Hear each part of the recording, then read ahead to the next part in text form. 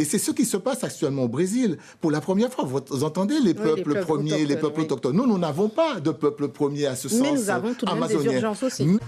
Madame, monsieur, bonsoir et bienvenue dans votre Guadeloupe Soir. À la une de l'actualité, 30 au Brésil, les discussions se poursuivent sur le climat mondial. Mais ici, en Guadeloupe, où en sommes-nous face à nos propres urgences? On en parle ce soir dans le débat du samedi avec nos deux invités en plateau. Yaël Pagési, présidente de l'association Bulle Bleue, et Félix Lurel, président du Conseil de la culture, de l'éducation et de l'environnement. L'actualité, c'est aussi la COP30 qui a débuté lundi à Belém, au Brésil, au cœur de l'Amazonie, dans un contexte d'urgence climatique absolue.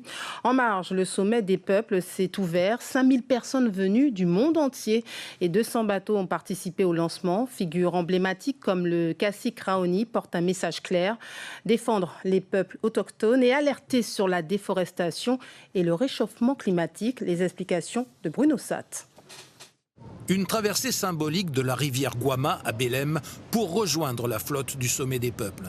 En parallèle de la COP30, le sommet doit élaborer un document pour influencer les décideurs de la planète en donnant la parole notamment aux peuples autochtones et aux associations qui réclament la justice sociale et climatique. La figure emblématique du mouvement a même menacé de tirer les oreilles du président brésilien Lula, qu'il soutient par ailleurs. Malgré les progrès réalisés dans son pays, le cacique Raoni déplore, entre autres, des chantiers pétroliers et ferroviaires. L'occasion aussi d'appeler à une prise de conscience mondiale. Si vous continuez à ce rythme de déforestation pour encore plus de déforestation, beaucoup de mauvaises choses vont arriver. Nous avons beaucoup de canicules. Nous voyons les rivières s'assécher. Cette rivière où nous nous trouvons pourrait aussi s'assécher. Je vous dis la vérité, cela va arriver si nous n'avons pas la conscience de prendre soin de notre terre. Des peuples autochtones du monde entier sont représentés au sommet. Waya, une Maori de Nouvelle-Zélande, est venue avec sa fille. Pagayer en pirogue, comme le faisaient mes ancêtres, ressentir cette énergie profonde aujourd'hui, c'est une expérience intense. Être avec la famille Unikwin d'Amazonie, être ensemble dans les pirogues et avancer à l'unisson, c'est comme si nous redonnions vie à ce serpent ancestral. Nos os se mêlent, nous respirons ensemble, nous chantons ensemble, nous prions ensemble, et cela crée un véritable sentiment de solidarité, d'unité et d'harmonie. Le serpent, une figure mythologique dans nombre de cultures à travers le monde, chez les Maoris comme chez des peuples amazoniens. Les funérailles des combustibles fossiles sont une procession performative qui symbolisera que notre Boyuna, notre grand serpent, engloutira les combustibles fossiles pour une nouvelle ère, pour une ère où la vie sera en accord avec nos communautés amérindiennes, riveraines et noires marrons. Les funérailles symboliques des combustibles fossiles, émetteurs de gaz à effet de serre, auront lieu le 15 novembre prochain à Belém, lors de la Grande Marche des peuples pour le climat et la défense des territoires indigènes. Et c'est ce qui se passe actuellement au Brésil. Pour la première fois, vous entendez les peuples premiers, les peuples autochtones. Nous n'avons pas de peuple premier à ce sens. Mais nous avons tout de même des urgences aussi. Alors, après avoir vu ce qui se passe à Belém, une question s'impose. Que représente cette COP30 pour un territoire comme le nôtre? Quelle résonance pour la Guadeloupe, qui elle aussi connaît l'urgence climatique? Pour en parler, Yaël Pagési est avec nous sur ce plateau, présidente de l'association Bulle Bleue. Bonsoir. Bonsoir Ludivine, bonsoir la Guadeloupe.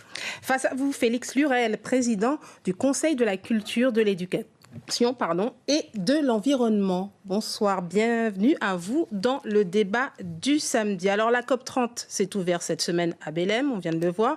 Qu'est-ce que vous retenez des premiers jours ? Alors déjà, ces premiers jours sont marqués par une volonté, je pense, de marquer dans le marbre l'accord de Paris, de déjà rester, de contenir la hausse des températures à plus 1,5 degré et de ne pas dépasser, sachant qu'on est déjà dans une trajectoire largement au-delà des plus 1,5, on est à 2,3, 2,4.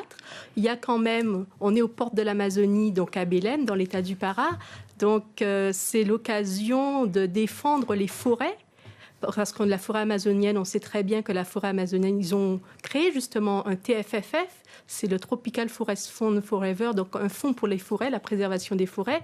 Donc sachant que la forêt amazonienne représente environ 73 milliards de stockage de carbone, c'est vraiment une opportunité de voir qu'il y a des choses qui se passent tout doucement, je dis bien à la COP30, ça, la lutte contre la désinformation également concernant le changement climatique, qui a été voté par 10 États, dont la France. Ce n'est pas suffisant, mais c'est toujours pas mal. Donc on attend plus concernant la transition énergétique, la sortie, comme vous l'avez dit dans le documentaire, des énergies fossiles. Et après, on attend encore plus concernant le multilatéralisme climatique pour nous, territoires d'outre-mer, où on sait qu'on a quand même 173 jours en 2025 de grande chaleur, donc avec tous les impacts que ça représente sur notre biodiversité, sur aussi les sargasses qui viennent, donc, et autres. Félix Lurel. Oui, bonsoir. Alors, parfaitement, bien sûr, nous allons nous aligner dans nos objectifs sur ce qui va sortir de ces grandes conférences des parties, ces COP, notamment cette COP 30. C'est 10 ans après, justement, la COP de Paris. Mais on voit bien qu'on s'éloigne de l'objectif d'1,5 degré. Et voilà, on va peut-être même dépasser 2 degrés. Mais bien sûr, on parle de ces grands territoires, l'Amazonie, la forêt, mais nous avons, nous aussi, une biodiversité exceptionnelle et nous avons une belle forêt avec des éléments primaires. Et justement, quand on ramène ces enjeux mondiaux chez nous, quel est aujourd'hui l'état réel de la Guadeloupe face à ce changement climatique? Alors, nous subissons de plein fouet déjà le changement climatique. Il est palpable.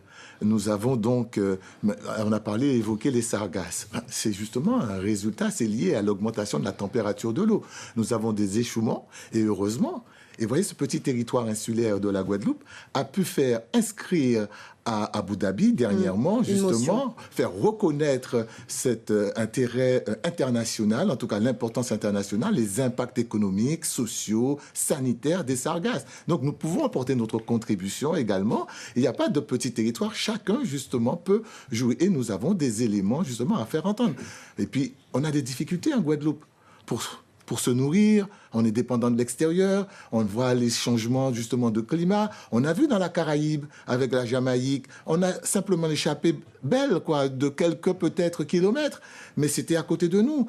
On a quand même eu Hugo, Irma, donc ça nous concerne aussi, puisqu'on sait qu'il y a un dérèglement du climat, on va avoir des phénomènes extrêmes. On a donc la montée des eaux, l'érosion du littoral, certaines plages justement qui se sont réduites maintenant à peau de chagrin, qui ont perdu 70 mètres, 80 mètres, pour donc les plus exemplaires. Donc nous subissons, c'est palpable, et nous avons aussi notre contribution à faire, nos efforts à faire.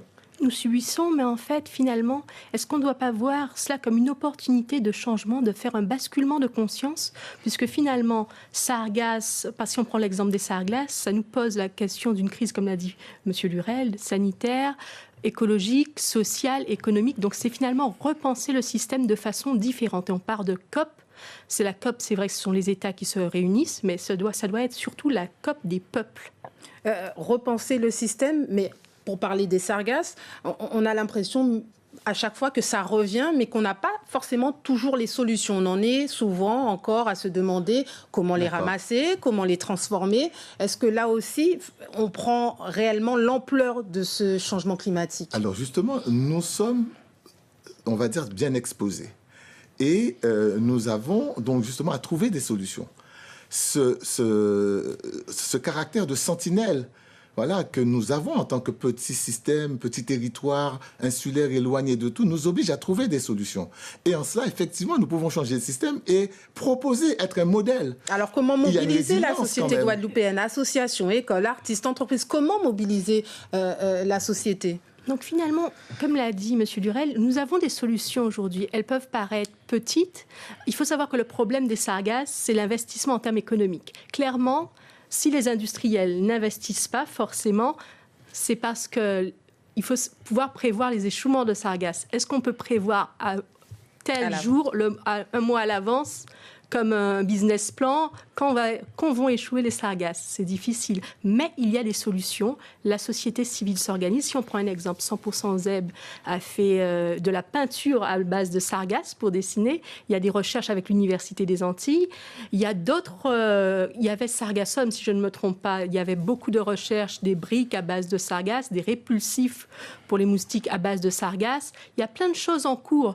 Changer notre consommation aussi. Est-ce que ça, c'est possible quand on voit qu'on a encore des difficultés à prendre les transports? Ce que je vais dire de façon plus globale, la société civile, les associations, les acteurs, le monde économique, ces différents acteurs, leur contribution est essentielle. Elle est incontournable. On ne peut même pas penser donc une adaptation par rapport à cet enjeu du siècle, le changement climatique, s'il n'y a sans, on va dire, une mutualisation. C'est essentiel. Et c'est ce qui se passe actuellement au Brésil. Pour la première fois, vous entendez les peuples premiers, les peuples autochtones. Nous n'avons pas de peuple premier à ce sens amazonien. Mais nous avons tout de même des urgences aussi. Mais nous avons des associations, nous avons un monde, un tissu très riche au niveau donc citoyen, une belle participation, et nous sommes habitués à des consultations. On a des consultations en permanence. Nous avons une COP régionale qui est encore en cours, avec une planification justement. Donc, nous devons, la société civile, elle est essentielle, d'ailleurs c'est le rôle du CCE d'animer tout cela, de montrer justement que les associations qui tissent le territoire jouent un rôle essentiel pour restaurer les écosystèmes, pour sensibiliser, pour porter l'information, pour travailler avec le monde de la recherche. Et on a un tissu scientifique important. En cela, la Guadeloupe peut être un modèle et peut porter aussi des solutions. Je n'ai pas envie d'être pessimiste, mais est-ce que les Guadeloupéens, est-ce que la population a conscience de toutes ces urgences, réellement? Alors, nous pensons en fait que oui, les Guadeloupéens, pour une partie, ont conscience de certaines urgences, parce qu'ils voient les échouements de sargasses, ils vivent dans leur chair. Le tri des déchets, c'est encore timide. Le tri des dans déchets les foyers est certes timide, mais il y a quand même cette volonté déjà de la société civile, des citoyens, des jeunes aussi, qui viennent replanter des arbres, par exemple, avec la CED, qui viennent aux côtés de Clean My Island faire les collectes de déchets, aux côtés de Bulle Bleue faire des nettoyages des fonds marins. Donc, il y a cette présence de la société civile. On prend un exemple très concret où on a travaillé ensemble avec le CCE concernant le forum En nous, Pot et Manœuvre. Justement, on avait une charte pour l'urgence climatique, justement, et cette charte pour l'urgence a réuni des décideurs et aussi la société civile et les citoyens qui ont pu justement palper en fait les questions clés et les urgences de demain. Et on continuera cette démarche, il faut le savoir, lors du défi environnement de 7 jours pour Guadeloupe avec l'ensemble de la population sur les réseaux sociaux du 24 au 30 novembre. On arrive aux conclusions. Un dernier message, très très rapidement, 2030. Pour la Guadeloupe, un message? Il faut agir maintenant, il faut agir ensemble. C'est essentiel, justement. Nous devons donc mettre nos forces. Effectivement, il y a encore une bonne part de la population qui n'a pas vraiment la conscience de la dimension du problème.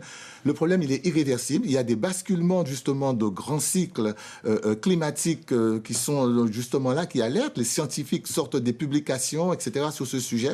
Et donc, nous devons agir dès maintenant. Et nous, Guadeloupe, pouvons aussi être un modèle parce que, justement, petit territoire qui subit déjà pleinement donc, le réchauffement climatique.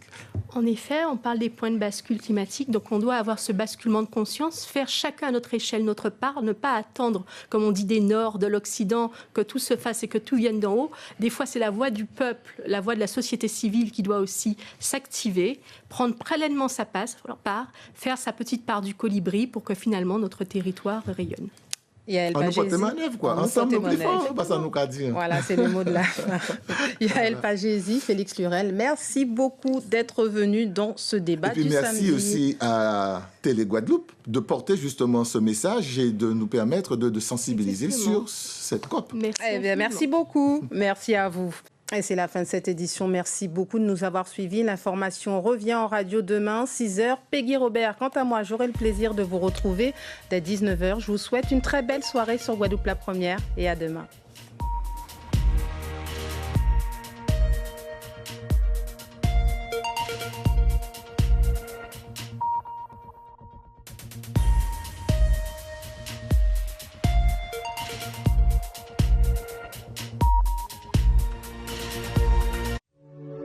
L'info continue sur guadeloupe.lapremière.fr.